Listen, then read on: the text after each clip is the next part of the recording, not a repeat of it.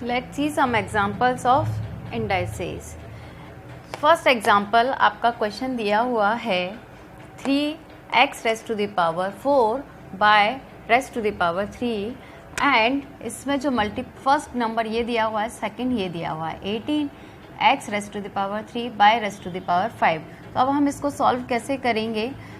देखो 3 इंटू 18, अब यहाँ पर x जो है ये भी x है, ये भी x है। अब दोनों की पावर का समेशन कर सकते हैं हम।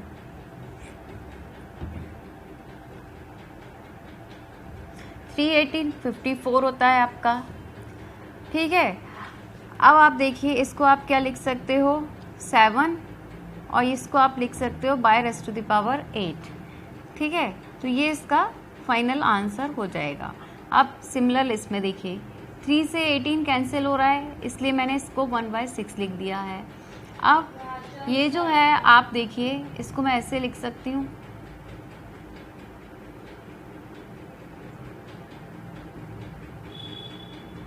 वन बाई 6 को एजिटिव लिख दिया है।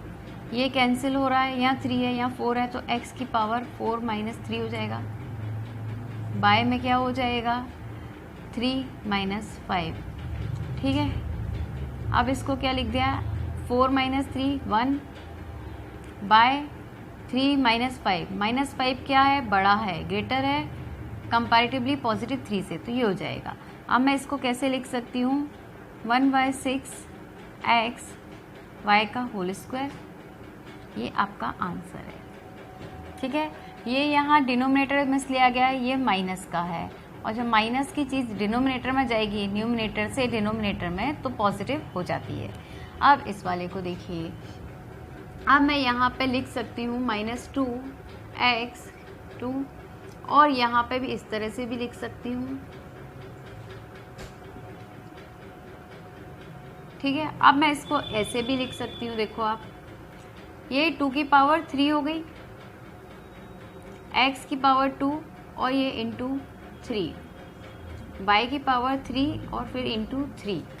इट्स मीन्स 2 की पावर 3 को आप क्या लिख सकते हो माइनस का 8, और x की पावर को ये क्या लिख सकते हो 2 इंटू 3 6 और y 9, ठीक है। तो आपका फाइनल आंसर ये हो गया।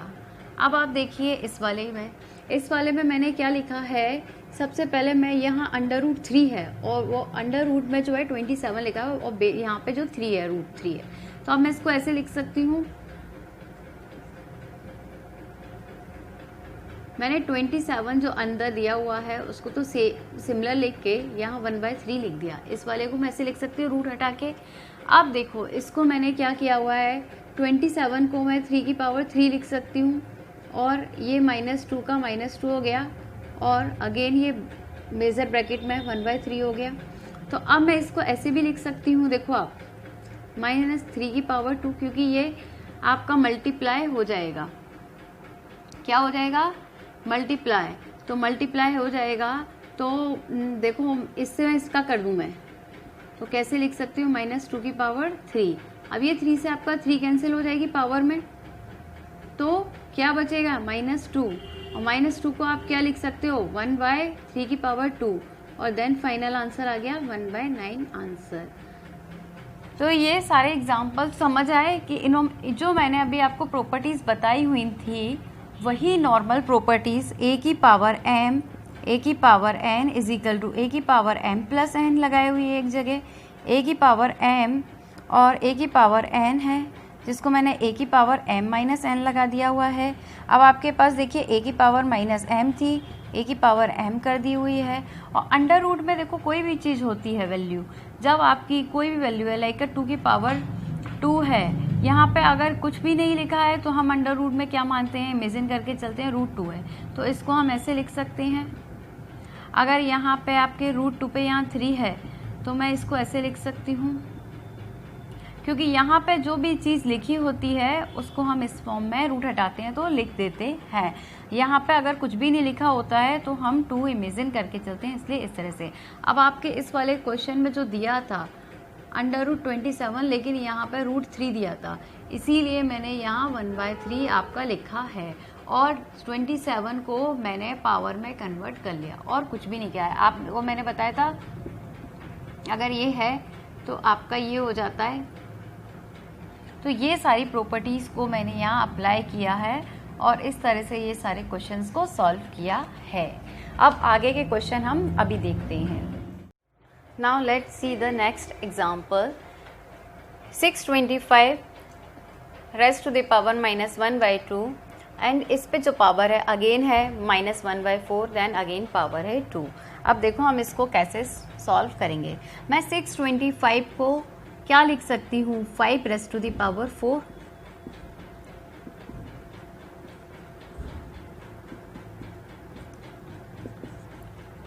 अब सबसे पहले मैंने इस वाले को सॉल्व किया तो ये सॉल्व हो जाएगा। 5 रेज़ टू द पावर मेरा क्या बचेगा, इसमें जब मल्टीप्लाई किया -2।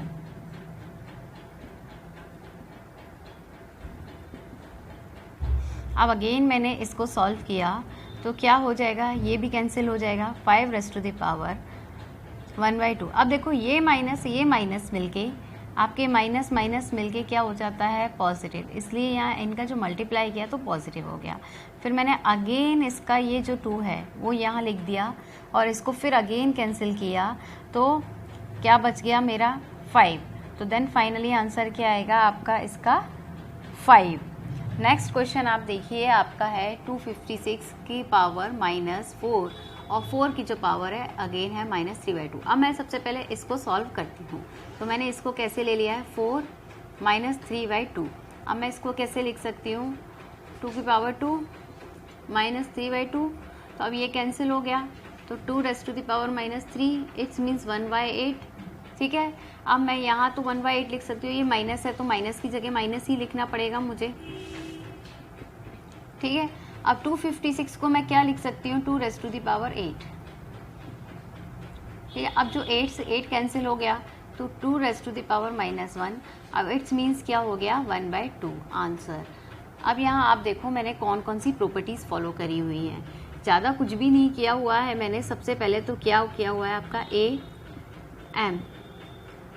ठीक है, तो M × N जेन्युइन मैंने सबसे ज़्यादा यही प्रॉपर्टीज़ इसमें फॉलो करी हुई है। और एक मैंने किया हुआ है A raise to the power M minus का, इसको मैं लिख सकती हूँ ये। और यहाँ पे भी मैंने सिमिलर यही प्रॉपर्टीज़ यूज़ करी है, A M और N, तो A M × N। बस यही सारी प्रॉपर्टीज़ से आप इजीली इन सारे क्वेश्चंस को सॉल्व कर सकते हो। और क्वेश्चंस देखते हैं हम।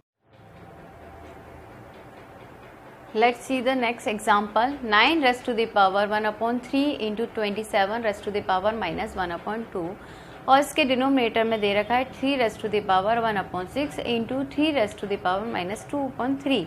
अब देखो मैंने इसको सॉल्व करने के लिए सबसे पहले क्या किया, जो 9 है इसको मैंने 3 raised to the power 2 में कन्वर्ट कर दिया और जो पावर है इसको एज इट इज यहाँ पे रख दिया। 27 को मैंने 3 raised to the power 3 लिख दिया है और जिस पे मैंने पावर्स जो है एजिटिव यहाँ रख दी है और डिनोमिनेटर को मैंने एजिटिव रख दिया है। अब मैंने ये वाली जो प्रॉपर्टीज़ होती है इसको अप्लाई किया, तो यहाँ अप्लाई किया तो क्या हो गया, 3 raised to the power 2/3 और 3 raised to the power -3/2 और डिनोमिनेटर को सेम रखा। अब जो प्रॉपर्टीज़ आपकी होती है नेगेटिव वाली मैं ऊपर ले आई हूँ। देखो यहाँ से मैं जब डिनोमिनेटर में थी तो उसको ऊपर जब मैं ले गई न्यूमरेटर में तो पॉजिटिव हो जाएगी, इसलिए ये पॉजिटिव हो गई। और ये नेगेटिव थी जो डिनोमिनेटर में जाके अगेन क्या हो गई, पॉजिटिव हो गई। अब मैंने क्या किया हुआ है, जब सेम हमने एक प्रॉपर्टीज़ आपको लर्न कराई थी कि जब हमारे बेस सेम होते हैं और पावर डिफरेंट होती हैं तब हम उनको क्या कर देते हैं, समेशन कर देते हैं। तो अब हमने यहाँ बेस हमारे सेम है तो पावर को हमने समेशन कर दिया है। सिमिलरली हमने डिनोमिनेटर में कर दिया है और इसमें हमने दोनों का एलसीएम लेके इस तरह से सॉल्व किया है तो 5/3 आ गया और ऊपर पावर आई है 4/3। अब अगेन हम एक और प्रॉपर्टीज़ देखते हैं कि जब हमारी a की पावर m और a की पावर n होती है तो a की पावर m माइनस n हो जाती है, ये वाली प्रॉपर्टीज़। तो अब मैं जो चीज़ है यहाँ डिनोमिनेटर से न्यूमरेटर में इस तरह से ले गई तो ये सब्ट्रैक्ट का हो गया, तो फाइनली ये वाली मेरी स्टेप आ गई है। अब इस वाली स्टेप को जब मैंने सॉल्व किया तो फाइनली मेरी ये स्टेप आई और जिससे मुझे फाइनली आंसर मिला 3 raised to the power -1/3। जिसको अब यह माइनस होने के कारण से ये डिनोमिनेटर में चली गई।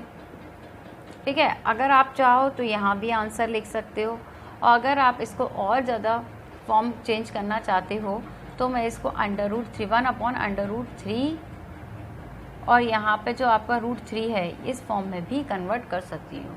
तो आई थिंक सबको now let's the next example.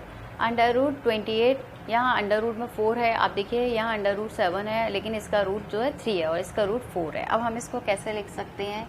28 1/4 division 7 1/3।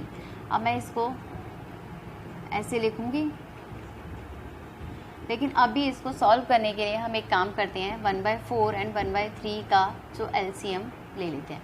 अब इनका LCM क्या आता है? 1/12। अब हम क्या करते हैं, आप देखिए इसमें भी 12 का मल्टीप्लाई करेंगे 4 और 1/4, 7 12/3 और सिमिलरली 1/12। ओके, अब मैं इनको कैंसिल करती हूँ। देखो कैसे कैंसिल करूँगी, ये पावर से कैंसिल हो रहा है, तो मेरा 28 पावर आ गया आपका यहाँ पे 3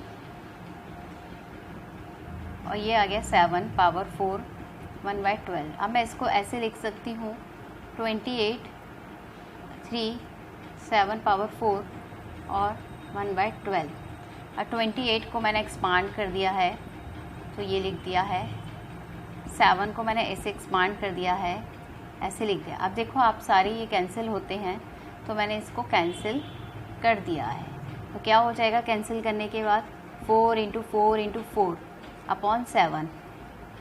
ओके, और यहाँ आ जाएगा 1/12। तो मैं इसको क्या लिख सकती हूँ? 64/7 और यहाँ लिख दिया 1/12। तो अब मैं इसको कैसे कन्वर्ट कर सकती हूँ?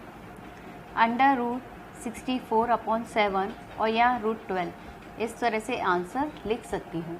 तो आई थिंक ये सबको क्लियर हो गया होगा। मैं यहाँ इसलिए आंसर को इस फॉर्म में लिख रही हूँ, रूट के फॉर्म में क्वेश्चन था तो रूट के फॉर्म में ही मैं आंसर आपको क्लियर करना चाह रही थी। तो अभी आपको बहुत अच्छे से क्लियर हो गया होगा कि इसमें क्या करना है।